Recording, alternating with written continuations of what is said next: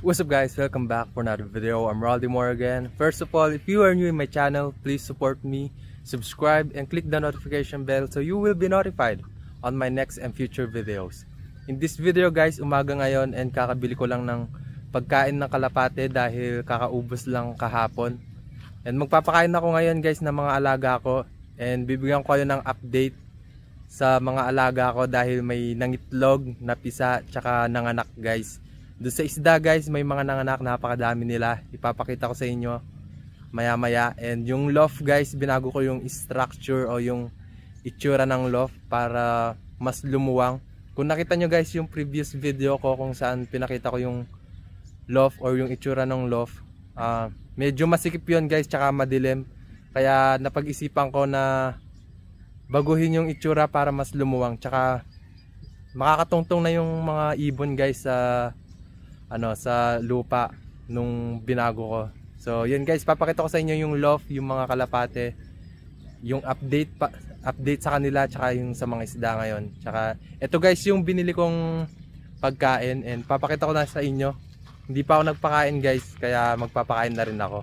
Ito guys yung loft na binuo ko, yung DIY pigeon loft. Ayan, makikita nyo sa malayo guys. Bababa ko muna yung pellet. Yan, ito guys yung loft.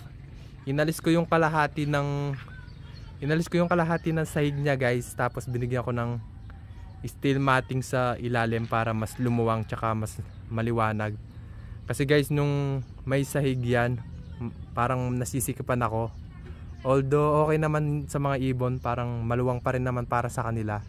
Pero yun, para mas lumiwanag na rin guys, kasi kapag may buo yung sahig, parang mas madilim, mas maliit yung pinapasukan ng liwanag. Tsaka yan, para makapunta na rin sa ilalim yung mga ibon pag gusto nilang mag-ano sa lupa. Kasi guys, minsan yung sandbat or yung pag parang naliligo sila guys, pero gamit nila yung lupa or yung buhangin, parang nililinis din nila yung sarili nila. And kung naaalala nyo guys, yung pinaris ko na yung 1 year or 2 years old na lalaking kalapati ko, pinaris ko dun sa isang binigay ni Ben. Eto na sila ngayon guys, namisa na sila. Dapat dalawa yung mapipisa pero hindi napisa yung isa. Parang nasobrahan sa araw sa itlog tapos hindi napisa. Tapos nung binuksan ko yung itlog guys, patay na guys yung itlog, or patay na yung sisiw sa loob ng itlog. So papakita ko sa inyo guys yung sisiw nila. Ayan guys, isa yung napisa.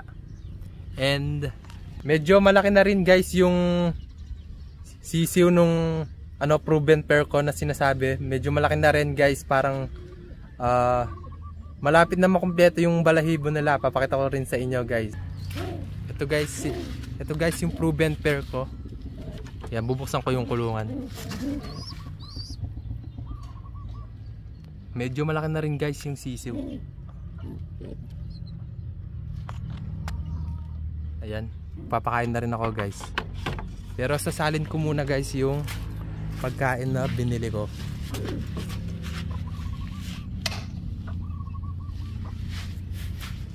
Nandito yung lalagyan eh. Ito guys.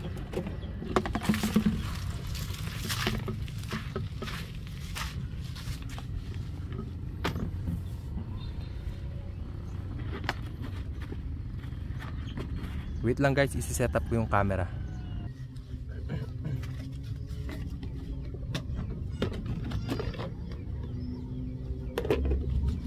Ito guys, mais yung laman nito ng timbang to, mais. Mais na tuyo guys, pinapakain ko rin sila ng mais na tuyo. Tapos sinasamahan ko ng pellet.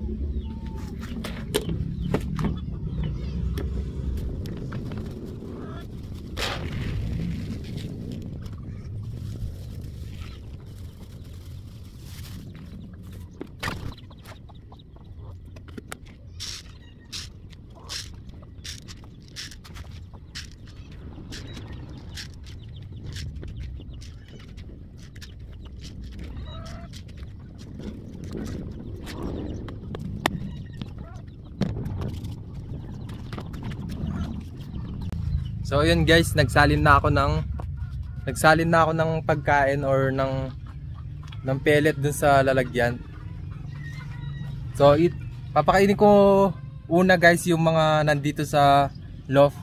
And nilipat ko ulit guys yung proven pair ko, nilipat ko ulit sa isang kulungan kasi parang hindi pa sila sanay.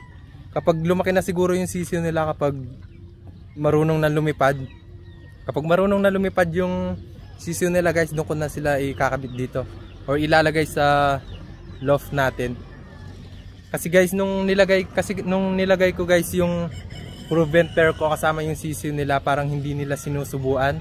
Hindi lumalaki yung yung lalagyan ng pagkain ng sisiw guys. Kaya nilipat ko ulit sa maliit na kulungan or saktong kulungan lang guys para subuan nila ulit. So yun, ililipat ko na lang talaga sila kapag lumilipad na yung sisiw or 1 month na yung sisiw guys. So yung una kong papakainin guys yung nandito sa loft.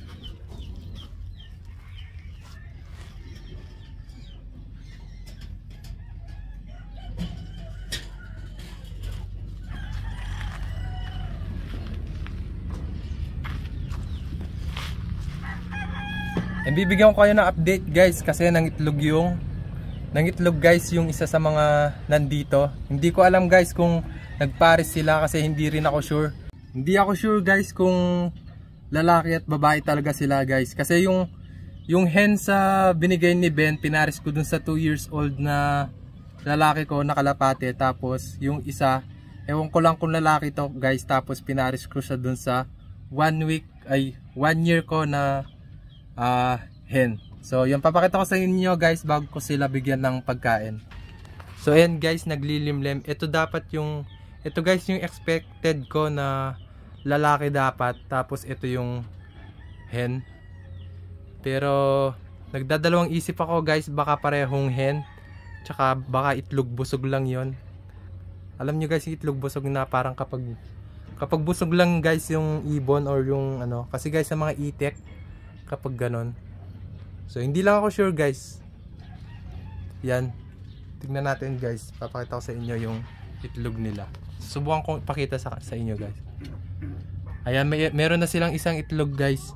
Kahapon ng hapon nung magpapakain ako, doon ko lang nakita nung nakaupo na siya.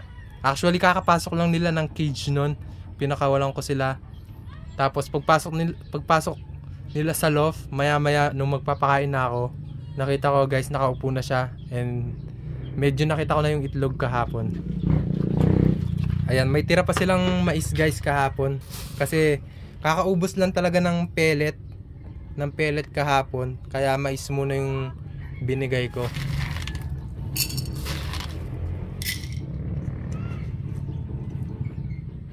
Ayan, meron akong takalan guys.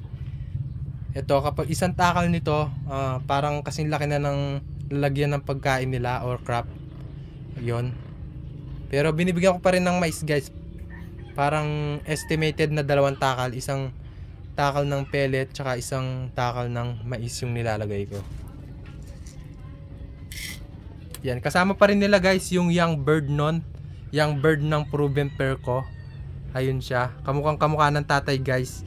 And expected yan na kak, or expected ko yan guys na lalaki. Kasi yun, nakita ko binabara ko niya yung hen. So yun, lilipat na ako ng kulungan guys. May tubig pa naman sila guys. Araw-araw ko yan guys pinapalitan. Lalo na kapag konti na lang, pinapalitan ko na tapos pinupuno ko ulit.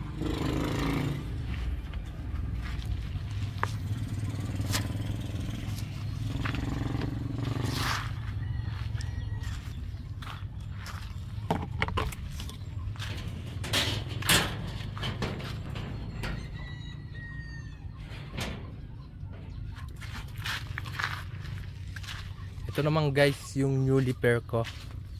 Yan, first time mag-breed nito guys ng 2 years old na lalaki kong kalapate. First year, fertile yung dalawang itlog guys, fertile sila agad. First time pala. First year yata yung nasabi ko So yun. Ayan, medyo marumi. Sorry guys, medyo marumi yung kulungan nila kasi hindi pa ako nakapaglinis. Pero lilinisin ko yan guys maya maya. Yan, ganito naman guys yung everyday routine ko kapag umaga. Magsisipilyo muna ako, syempre maghihilamos, hugasan ko yung mukha ko.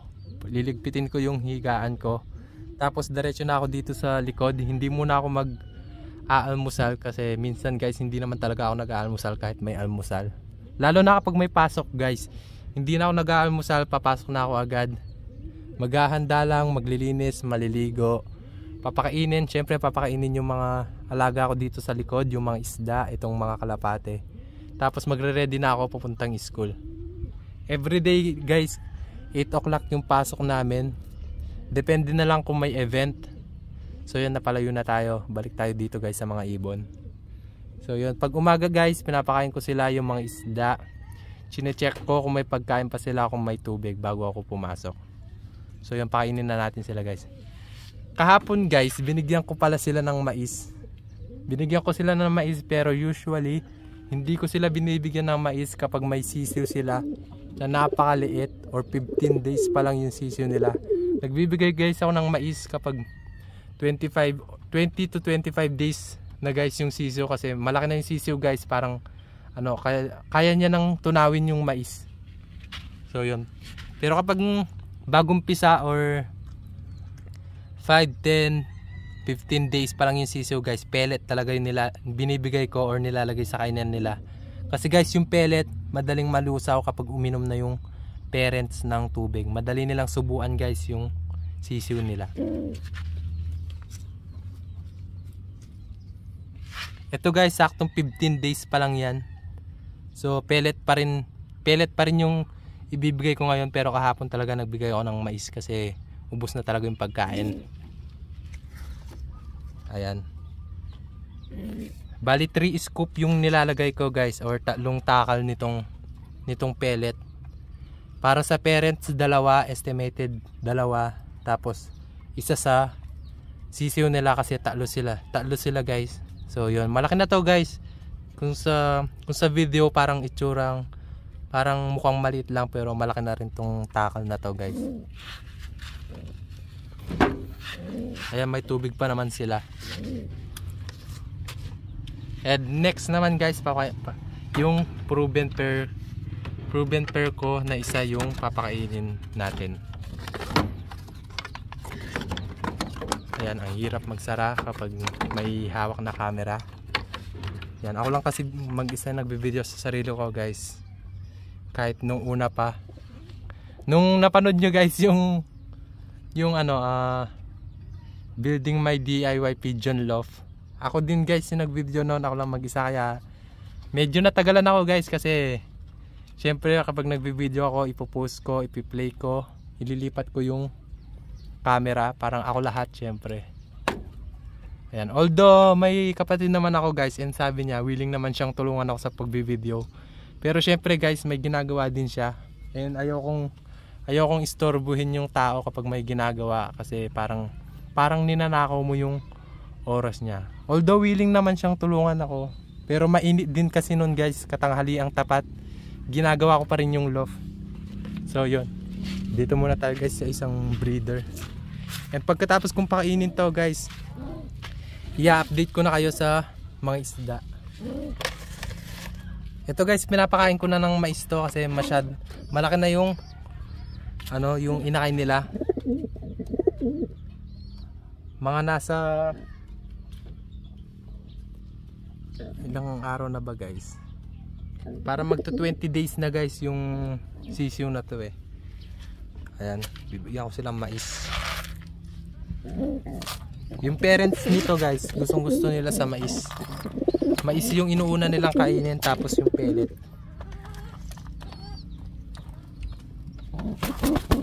Yan, napakatapang ng guys, ng lalaking to. Ayan napakatapang guys, pinapalo ako ng pakpak niya. 3 scoop din guys yung ilalagay ko na pellet, kahit marami ng mais, para mabilis na rin lumaki yan. Yan, ilalabas ko sa cage guys yung sisiw, papakita ko sa inyo ng malapitan.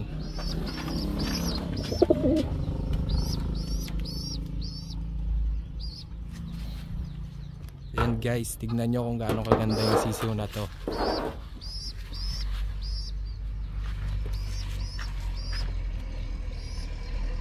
Yan, may white feather din siya guys, tulad nung isa niyang kapatid, yung magwa 1 year old na hen na nandito sa loob ng loft. Yan. Ito guys, kapatid niya yung red bar na nasa loob, yung last time na sisiw ng mga to, yung kamukhang-kamukha ng tatay niya. Tapos kapatid niya rin yung 2 years old na lalaki doon na pinaris ko doon sa isang kalapate or doon sa hen na binigay ni Ben. Ben, shoutout sa'yo, shoutout ulit sa'yo. Tapos kapatid niya rin guys yung white feather doon, yung may white feather doon sa pakpak, yung magwa 1 year old na hen ko. So yun, kaya nasabi ko guys na proven pair kasi ito talaga yung main breeder ko guys sa mga kalapati ko dyan. Nag-iisa kong main breeder yan, tapos pangalawa na yon guys, kasi namisa na sila. That means proven pair na sila guys. Tapos ito, hindi, yung nandito sa loob ng loft, hindi rin ako sure, sana maging proven na rin. So ibabalik ko na siya guys, baka gutom na rin to guys, kasi mais lang talaga kinain niya kahapon. Mais lang yung sinubo ng parents niya sa kanya, tapos maliit na rin yung lalagyan niya ng pagkain.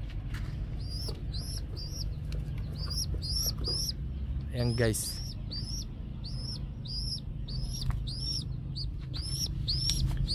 one month old guys, umiiyak pa rin yung kalapate, pero marunong na silang tumuka ng pagkain, marunong na silang kumain mag-isa. So yun, may tubig pa naman sila guys, pero maya maya papalitan ko na rin yan. And bibigyan na laman kasi konti na lang, saktong sakto na lang yan pagkatapos nilang kumain.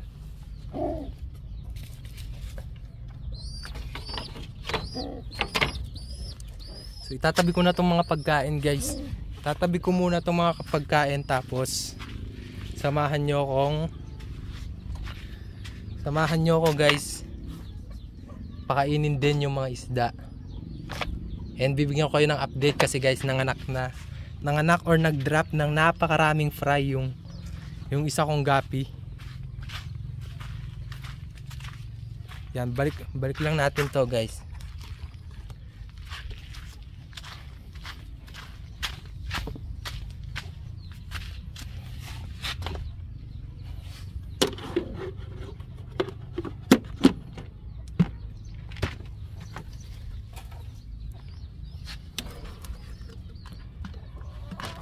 Dalawang kilo guys yung binili ko na pellet, pero usually palagi ko naman binibili is 5 kilos.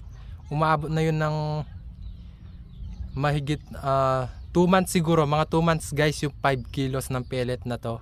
Pero 2 kilos lang yung binili ko ngayon, kaya yun, medyo mabilis lang tong maubos. Pero bumibili naman ako guys agad kapag naubos.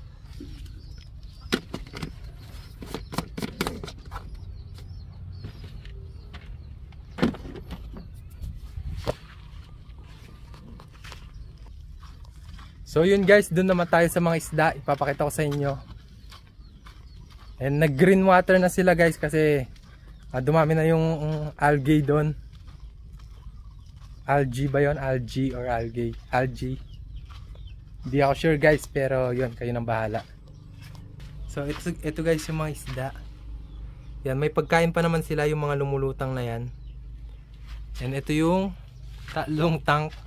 May laman ng isda yan, pero hindi sila masyadong kita. And sigurado guys, kailangan na talagang palitan ng tubig yan, kasi baka hindi na rin makakita yung mga isda dyan, pero nakikita pa rin nila yung pagkain na binibigay ko. So yun. And ito pala guys yung mga fry ng gapi ko. And tinanong ko yung pinanggalingan ng mga gapi na nakalagay dito sa lagyan na to. Cross pala siya ng ano guys, full red albino ba yun, tapos sa tuxedo koi. So ito guys yung mga fry. Di ako sure guys kung makikita nyo ng maayos. Ayan guys, napakaliliit nila. Mga nasa 40 pieces yan. Actually 50 pieces, mga nasa 50 pieces, pero nabawasan nung umaga kasi baka Hindi ko alam guys kung anong nangyari, parang kinain yata ng mga adult kahit may pagkain naman. Kasi guys, akala nila pagkain yung mga fry kasi parang singlit lang sila ng magnadap niya o yung mga live foods na binibigay sa mga isda. So yan, napakadami nila guys. Ayan. Binigyan ko guys ng medyo maraming suso para hindi sayang yung pagkain na binibigay ko. Kasi guys, mga fry pa lang yan, maliliit pa lang, tsaka medyo mahina pa silang kumain. Pakainin na natin sila guys. Ito pala guys yung pinapakain ko, BBS or baby brine shrimp decapsulated. Direct na to guys na pinapakain. Hindi mo na kailangang i-hatch. Kasi guys yung isa nito kailangan pang i-hatch bago ipakain.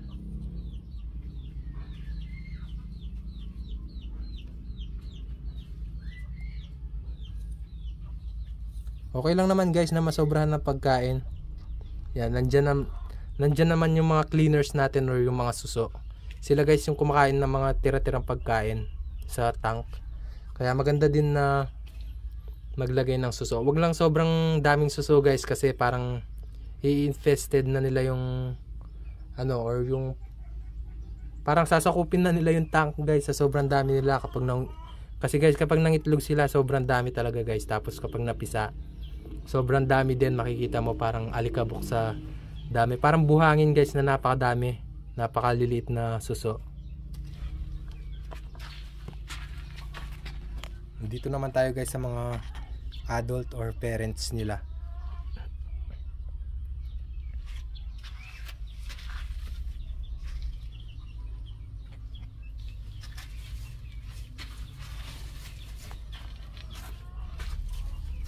Yan. Yung parents nito guys is yung mga yon. Ito yung mga parents ng mga fry na to. And dito guys yung mga Mickey Mouse fish. Dito yung molly, black and white molly. Tsaka molly din yun nandito. Or nandito pala guys yung black molly, black and white molly. Tapos nandito yung mga pineapple molly ba yun. Ito guys yung suso na sinasabi ko. Yan, yung susong yan guys, napakabilis dumami yan. Napakabilis din gumapang. Yung mga orange na suso na pinakita ko sa inyo or nakita nyo kanina, yung mga orange na suso na yon, mabagal lang yung gumapang guys, pero ito napakabilis gumapang yan. So yun guys, tapos na ako magpakain.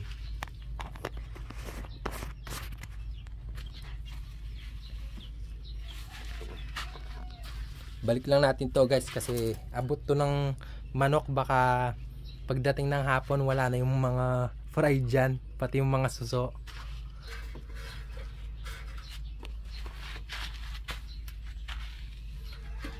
Ayan, update ko rin kayo guys sa mga water plants ko na pinaparami. Ayan, napakadami na guys, napakabilis dumami ng guppy grass. Guppy grass yata yung tawag dyan guys. Ayan, napakadami na nila guys kasi nasisinagan sila ng araw. Tsaka yung yung water change na pinaggamitan ko sa mga tank, nilalagay ko dito para guys yung nutrients, yung dumi ng isda. Dito kukuha din yung halaman dun sa mga yon. Tapos ito guys yung moss. Ayan.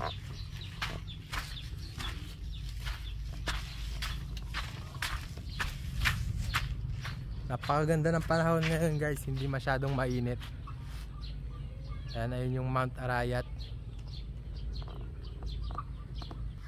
That's all for this video guys. Thanks for watching. See you to my next video. Raldimore signing out.